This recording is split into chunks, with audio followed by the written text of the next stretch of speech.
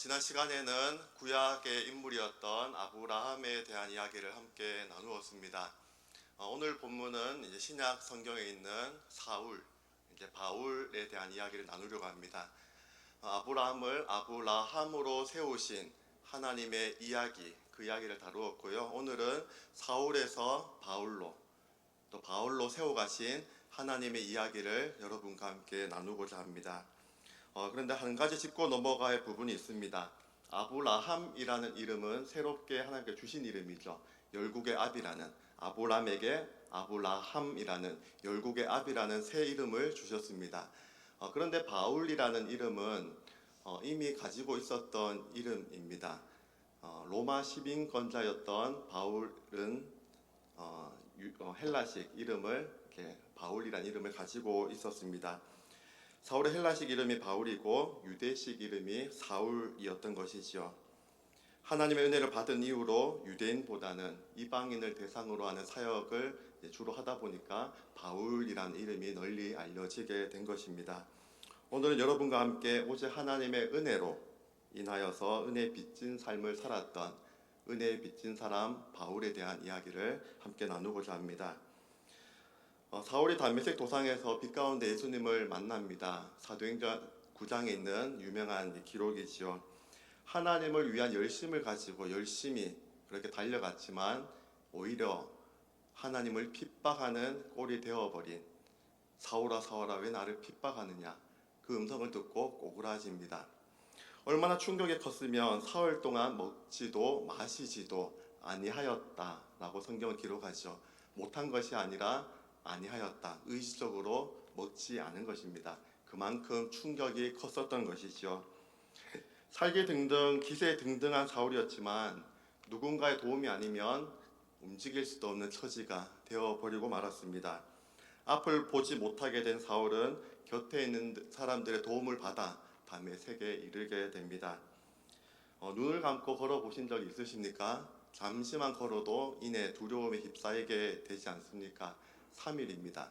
무려 3일 동안 앞을 보지 못했다라고 하는데 얼마나 절망적이었을까요? 좌절과 절망의 밤을 보내고 있었던 사울에게 한 사람이 찾아옵니다.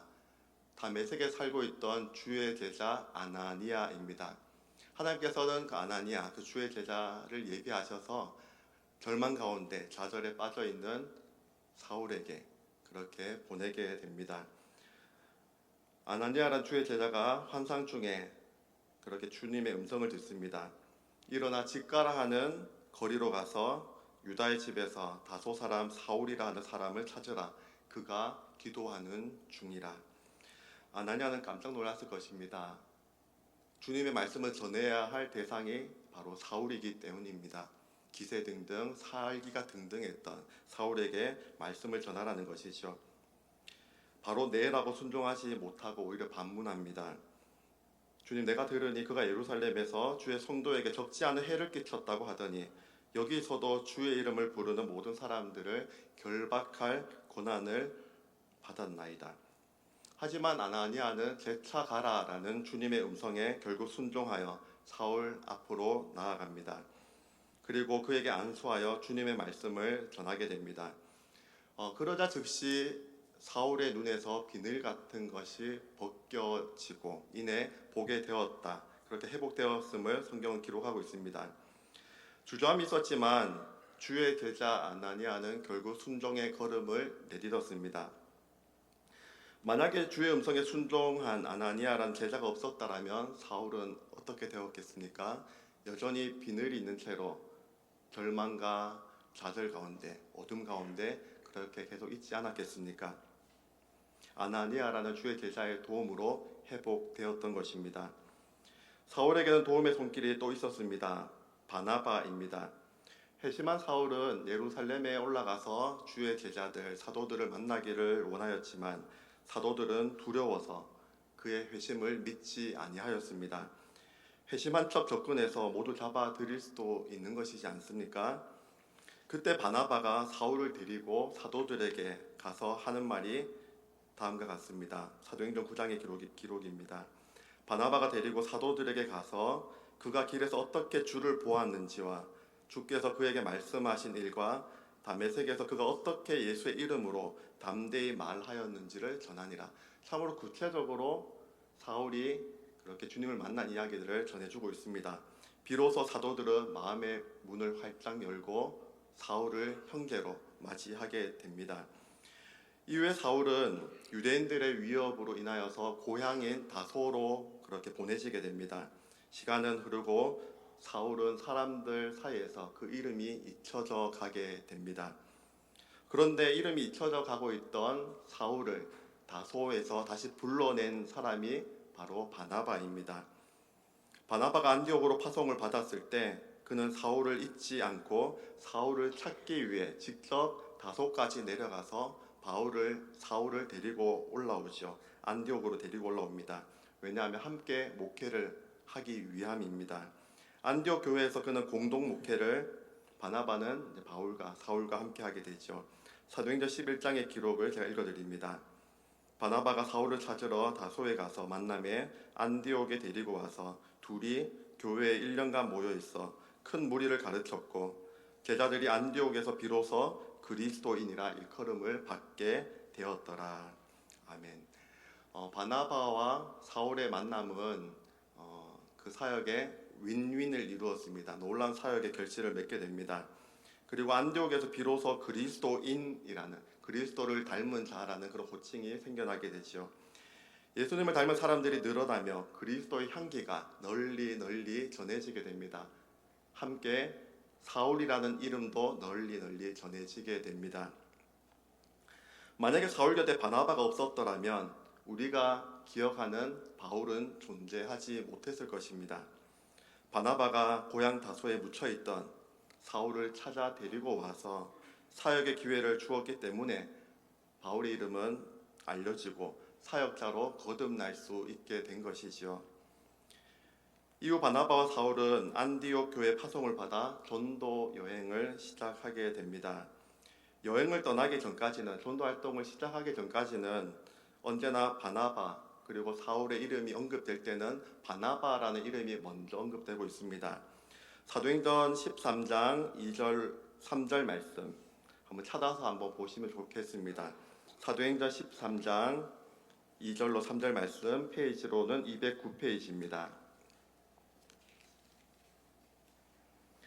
사도행전 13장은 이제 파송을 받아 전도 여행이 시작되는 중요한 본문의 시작이 됩니다. 13장 2절 말씀을 눈으로 보시면 주를 섬겨 금식할 때에 성령이 이르시되 내가 불러 시키는 일을 위하여 바나바와 사울을 따로 세우라 하시니, 보시다시피 바나바의 이름이 사울보다 먼저 언급되고 있죠. 이에 금식하며 기도하고 두 사람에게 안수하여 보내니라. 이제 전도 여행이 시작되는 것입니다. 그런데 9절 말씀을 한번 눈으로 보시기 바랍니다. 이제 본격적으로 바울이라는 이름이 전도 여행 가운데 본격적으로 이제 드러나고 있습니다.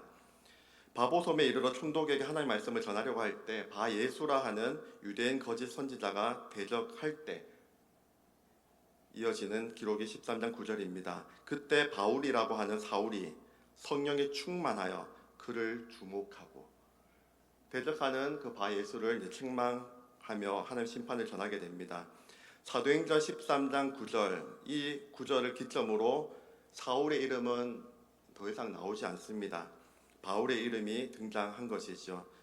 또 이후 기록을 살펴보면 줄곧 바울의 이름이 바나바보다 먼저 언급되며 바울이 전도 사역을 주도적으로 이끌어가게 되는 것을 살펴볼 수 있습니다.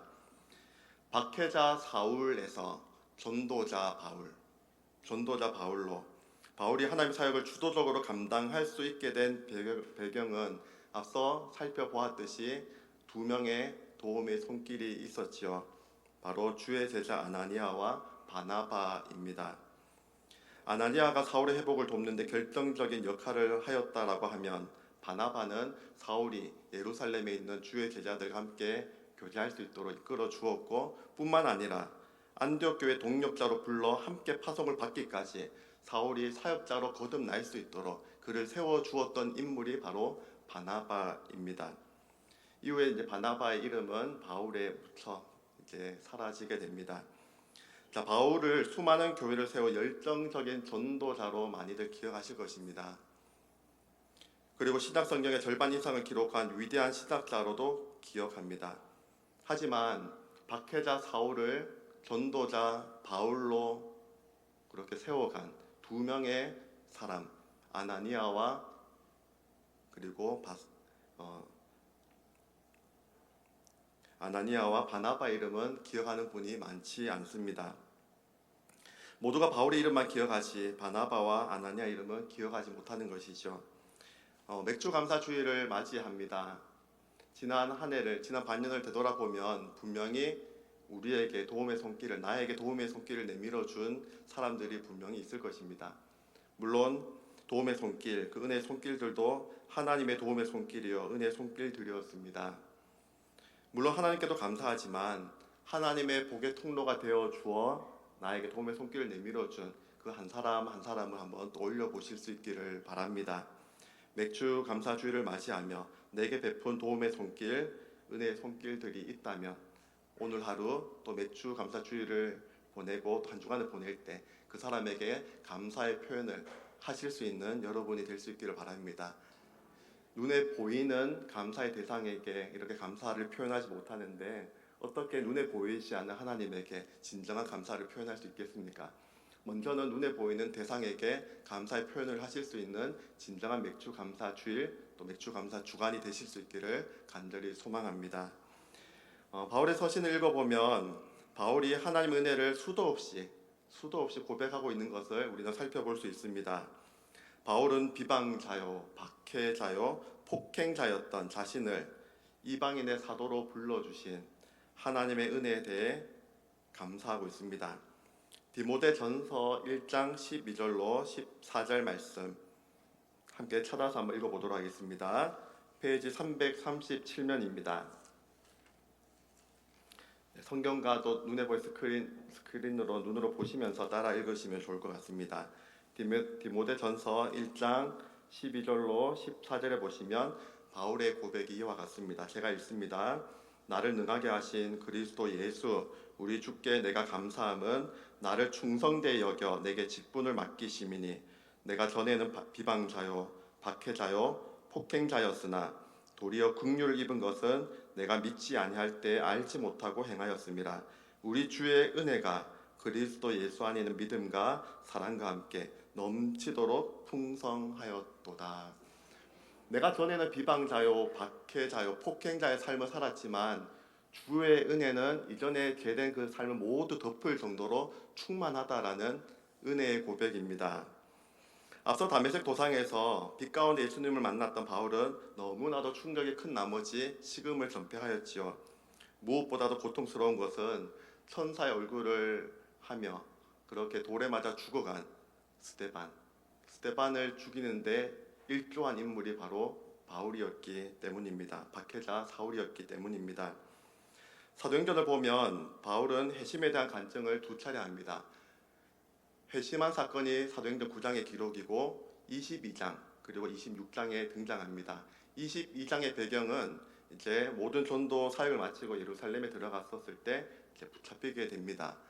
모든 이제 동족들 앞에서 자신의 지난 삶을 간증합니다. 그리고 26장의 기록을 보면 아그리빠 왕 그리고 그 재판석에서 지난 삶을 또한 간증하게 되죠. 첫 번째 간증인 사도행전 22장의 기록을 살펴보면 그렇게 식음을 전폐하고 있을 때 주의 제자 아나니아가 자신에게 다가와서 했던 구체적인 말이 언급되고 기록되고 있습니다. 그 말이 이와 같습니다. 이제는 왜 주저하느냐? 왜 주저하느냐? 일어나 주의 이름을 불러 세례를 받고 너의 죄를 씻으라라는 주의 제자 아나니아의 말이었습니다. 박해자였던 지난 사울의 삶이 죄의 무게가 얼마나 크게 다가왔는지 주저하고 있는 사울의 모습을 우리는 충분히 짐작해 볼 수 있습니다. 하지만 하나님의 은혜는 비방자요, 박해자요, 폭행자의 삶을 살았던 그 죄된 삶을 다 덮고도 남을 충만한 은혜를 바울에게 하나님께서는 허락해 주신 것입니다. 어쩌면 찬송가 320장 나의 죄를 정케하사 이 찬양은 바울의 고백과도 같은 찬양입니다. 나의 죄를 정케하사 주의 일꾼 삼으신 구세주의 넓은 사랑 항상 찬송합니다. 나를 일꾼 삼으신 주 크신 능력 주시고 언제든지 주 뜻대로 사용하여 주소서. 인칠식 때만 하는 찬양이 아니라 주의 일꾼, 주의 자녀로 삼으신 하나님께 올려드려야 할 마땅한 성도들의 찬양의 고백일 줄 믿습니다. 장로라는 직분이, 권사라는 직분이, 또 교회에서 주어지는 직분이나 여러 가지 일들이 너무나도 감당하지 못할 것 같아서 주저하는 분들이 있습니다. 난 자격이 없다라는 것이죠. 감당하지 못할 바에는 받지도 않겠다라는 태도입니다. 그런데 직분은 나의 힘으로 감당하는 것이 아니죠. 오직 나와 함께 하신 하나님의 은혜로 감당하는 것입니다. 또 다른 서신의 바울의 고백을 들어보시기 바랍니다. 페이지 282쪽에 있는 고린도전서 15장 9절입니다. 고린도전서 15장 9절에 있는 바울의 고백을 한번 귀 기울여 한번 보시기 바랍니다. 9절 말씀을 보시면 나는 사도 중에 가장 작은 자라 나는 하나님의 교회를 박해하였으므로 사도라 칭함 받기를 감당하지 못할 자니라. 나는 사도 중에 가장 작은 자라고 하나님의 교회를 박해한 전력이 있기 때문에 나는 그 사도라는 직분을 감당하지 못하겠다라고 그렇게 그 고백으로 끝나지 않지요. 이어지는 10절의 고백이 중요합니다. 10절의 고백을 함께 고백하도록 하겠습니다. 그러나 내가 나된 것은 하나님의 은혜로 된 것이니 내게 주신 그의 은혜가 헛되지 아니하여 내가 모든 사도보다 더 많이 수고하였으나 내가 한 것이 아니요 오직 나와 함께 하신 하나님의 은혜로라. 아멘. 오직 나와 함께 하신 하나님의 은혜로 지금껏 살아왔고 또 살아가고 있으며 살아갈 것입니다. 이 자리에 직분에서 은퇴하신 분들도 계시겠지요. 돌아보면 더 잘하지 못한 아쉬움도 남고 또 반대로 헌신했는데 헌신짝이 되어버린 것만 같은 푸념도 있을 수 있습니다. 그런데 분명히 기억해야 할 것은 내가 못해서 아쉬움이 남든 잘했든 내가 한 것이 아니죠. 나와 함께 하신 하나님의 은혜입니다. 내가 다른 사도들보다 더 많이 수고하였지만 내가 한 것이 아니라 오직 나와 함께 하신 하나님의 은혜입니다 라고 고백하는 그 바울의 은혜의 고백이 여러분의 고백이 될 수 있기를 바랍니다. 교회 안에서 직분이나 여러 가지 일뿐만 아니라 사회에서 내가 하는 여러 가지 일들도 마찬가지입니다. 하나님께 주신 은혜로 감당하는 것입니다. 그 은혜를 힘입어 힘있게 사역을 또 주께서 맡겨주신 일들을 감당해 나가는 주의 자녀들이 될 수 있기를 간절히 소망합니다. 자, 바울이 에베소를 떠나며 고별 설교를 하고 있습니다. 결박과 환란이 기다리고 있는 예루살렘을 바라보며 다음과 같은 유명한 고백을 남겼습니다. 사도행전 20장 24절의 고백입니다. 내가 달려갈 길과 주 예수께 받은 사명 곧 하나님의 은혜의 복음을 증언하는 일을 마치려 하면은 나의 생명조차 조금도 귀한 것으로 여기지 아니하노라 라는 고백입니다. 내가 달려갈 길, 주 예수께 받은 사명 곧 그 복음을 어떻게 표현하고 있습니까? 하나님의 은혜의 복음이라고 바울은 표현하고 있습니다. 바울에게 있어서 복음은 바로 하나님의 은혜였던 것이죠. 주님께서는 바울의 눈높이까지 내려오셔서 사울아 그 이름을 불러주셨습니다. 삭개오를 부르신 것처럼 삭개오야 어느 누구도 도둑놈이라고 그렇게 말하는 세리장 삭개오를 가리켜 이름을 부른 사람은 없었을 것입니다. 하지만 예수님께서는 그 눈높이까지 내려오셔서 삭개오야 이름을 불러주셨듯이 오늘 본문에 사울아 라고 사울을 불러주신 주님의 음성이지요. 이후에 바울이 성전에서 기도할 때 주님이 찾아오신 적이 있습니다. 사도행전 22장 우리가 잠깐 다루었었는데요. 사울이 이제 지난 삶을 되돌아보며 간증할 때 이렇게 고백하는 내용도 있습니다. 주님, 내가 주를 믿는 사람들을 가두고 또 각 회당에서 때리고 또 주의 증인 스데반이 피를 흘릴 때 내가 곁에 서서 찬성하고 그 죽이는 사람들의 옷을 지킨 줄 그들도 아나이다. 바울은 지난 자신의 삶을 너무 잘 알고 있죠. 그런데 하나님께서도 지난 삶을 잘 알고 계셨습니다. 유대인에게 복음을 전하는 복음 전도자로 세우지 않고 이방인의 사도로, 이방인을 향한 나의 택한 그릇으로 세워주고, 그렇게 내가 너를 이방인에게로 보낸다라고 바울의 눈높이에까지 내려오셔서 그런 사명을 주지 않습니까? 하나님께서는 바울을 너무나도 잘 알고 계셨다라는 것입니다. 바울의 눈높이까지 내려오셔서 이방인의 사도라는 그 직분을 맡겨주셨습니다. 바울은 그래서 그 직분을 의무감으로, 책임감으로 감당하려 하지 않았습니다.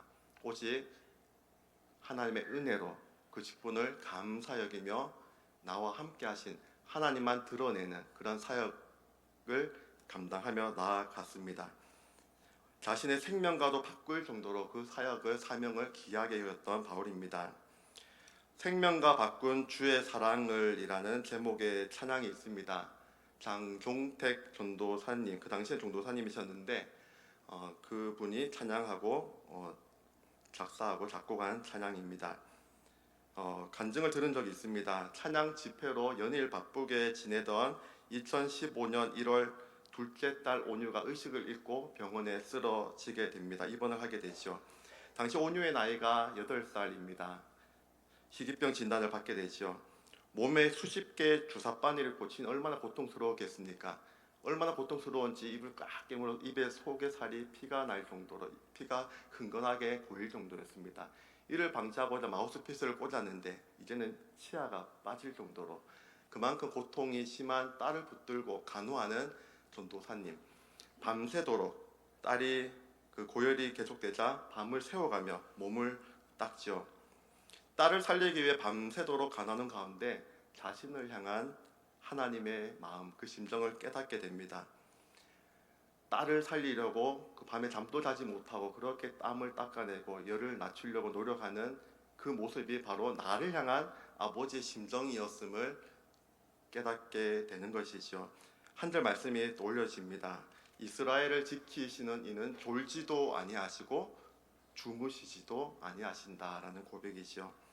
하나님께서 영적으로 의식을 잃었던 나를 이런 심정으로 지켜보셨던 것이구나. 아버지 은혜와 사랑을 너무 몰랐던 지난날, 연일 여러 집회로 바빴지만 거짓되게 바빴다. 지난 날들을 진심으로 회개합니다. 2달 후에 새벽에 기적적으로 온유가 예수님 하고 부르며 그렇게 깨어나는 기적과도 같은 일을 경험하게 됩니다.